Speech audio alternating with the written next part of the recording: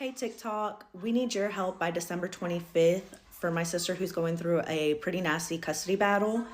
I'm going to try and give you all the information as quickly and as efficiently as I can without leaving anything out. I do want to excuse any background noise or us having to pause the video. We do have two little kids running around and playing, but I'm just going to get into it. In 2020, my sister got divorced from her husband and they have 3 kids together. In 2020, she had sole custody of her 3 boys.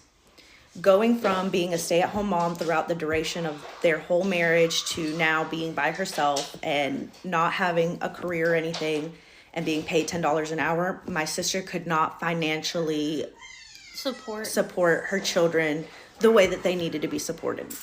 So she decided that the best option for her kids was to return them back to the parent that did have a steady paycheck and was able to give them financially what they needed.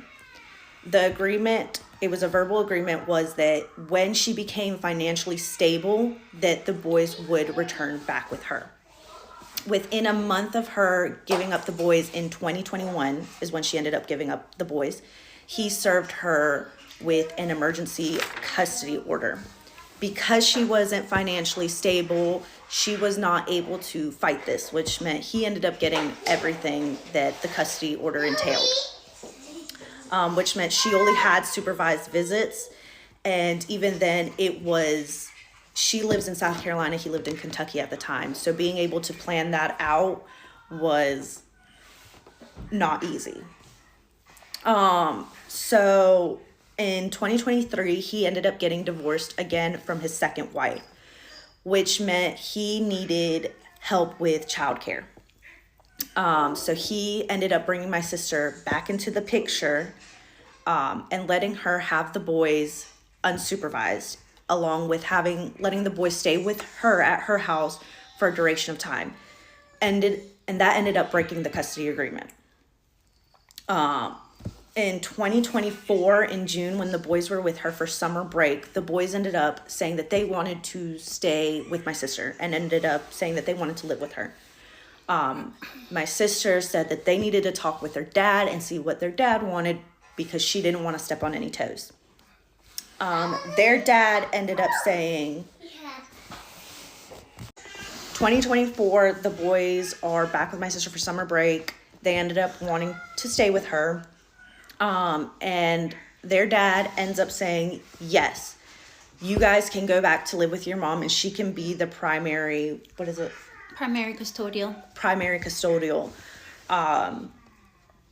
But this wasn't done through the courts. This was all done through a verbal agreement and a mutual agreement through text and through them just talking. The agreement was that my sister would be the primary custodial, meaning the boys would live with her for majority of the time throughout the year.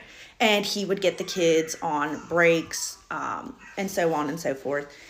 But the agreement was that she would not put him on child support as long as he was helping with extracurricular activities and he was coming to see the kids or taking the kids for break. That was the agreement. My sister sent him their calendar for school and would let him know when the kids were on break. About a year of him not really helping with extracurriculars, not taking the boys when they needed to be taken for break, my sister decided to put him on child support. So fast forward to yesterday, my sister had her child support hearing, and he ended up showing up with a lawyer. My sister didn't have a lawyer, so she was completely caught off guard. Basically, they said that it doesn't matter that he broke the custody agreement, that he doesn't have to pay child support, essentially. And that the custody agreement still stands. Yes, that the custody agreement still stands. Well, after that, my sister was very distraught, and she thought that he would potentially try and take the boys away from her again. Which we didn't think was going to happen. Just a couple of hours after that hearing, she ends up getting an email from her ex-husband and from his lawyer stating that she has until the 25th of this month to return the boys back to their father. The boys do not want to go back. They have stated that. They like living with their mother. This is the only stable environment that they have had. They were past military children, so they had moved around quite a bit. This is their, what school in how many years? Well, this is probably his 10th school in the 14 years he's been alive. My 10-year-old probably his 7th school. And obviously the 8-year-old was younger, so he's only really gone to probably 3 schools. So the children need that stability, and they don't need to be bouncing back and forth between mom and dad. If you guys are willing to help, we have a link to a GoFundMe. We have a GoFundMe set up to help with her lawyer fees. Just sharing this video, getting our message out there helps. If you can't donate, sharing helps.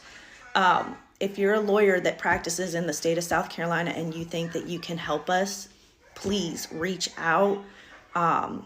We can't pay that much. So we're just asking for help. These boys want to be with their mother. These boys don't want to go back to their father's house. We have messages upon messages of us asking for the father to help with extracurriculars, and nothing. We've asked the father if he wanted them for summer break, for Christmas break, and have received no response. Or excuses. Or he has followed up with excuses as to why he cannot.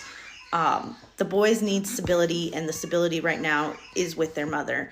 Now, my sister doesn't want to cut the father out of the boys' life. She thinks that the boys do need their father in their life, but she just sees it that the boys would be better off with her right now.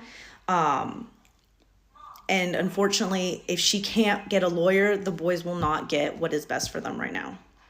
So please, if you can donate, we would really appreciate it. If you can't donate, just sharing helps.